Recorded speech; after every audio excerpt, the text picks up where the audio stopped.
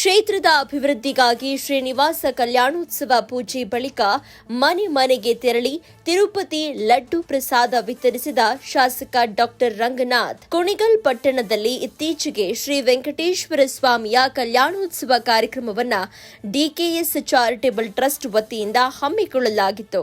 ಕಾರ್ಯಕ್ರಮದಲ್ಲಿ ಸಾರಿಗೆ ಹಾಗೂ ಮುಜರಾಯಿ ಸಚಿವ ರಾಮಲಿಂಗಾರೆಡ್ಡಿ ಹಾಗೂ ಉಪಮುಖ್ಯಮಂತ್ರಿಗಳ ಪತ್ನಿ ಉಷಾ, ಡಿಕೆ ಶಿವಕುಮಾರ್, ಮಾಜಿ ಸಂಸದ ಡಿಕೆ ಸುರೇಶ್ ಸೇರಿದಂತೆ ಹಲವು ಗಣ್ಯರು ಭಾಗಿಯಾಗಿದ್ದರು.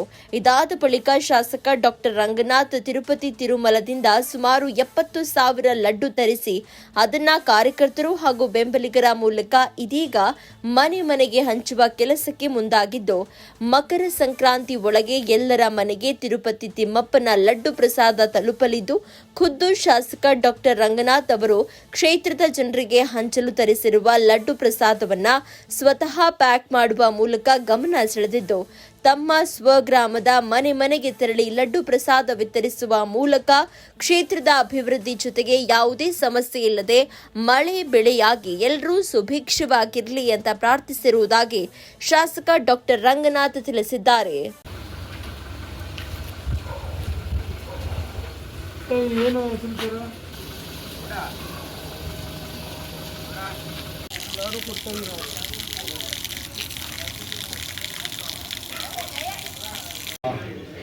ಏನು ನಾವು ಕುಣಿಗಲ್ ಉತ್ಸವ ಮಾಡಿದ್ದ ಕಲ್ಯಾಣೋತ್ಸವ ಮಾಡಿದಂಥ ಹಿನ್ನೆಲೆಯಲ್ಲಿ ತಿರುಪತಿಯಿಂದ ಲಾಡೂನ ತಂದು ಇದು ಕಂಟೈನರಲ್ಲಿ ಹಾಕಿ ಪ್ರತಿಯೊಬ್ಬರ ಮನೆಗೂ ತಲುಪಿಸುವಂಥ ಕೆಲಸವನ್ನು ಮಾಡುವಂಥದ್ದನ್ನು ಶುರು ಮಾಡಿದ್ದೇವೆ.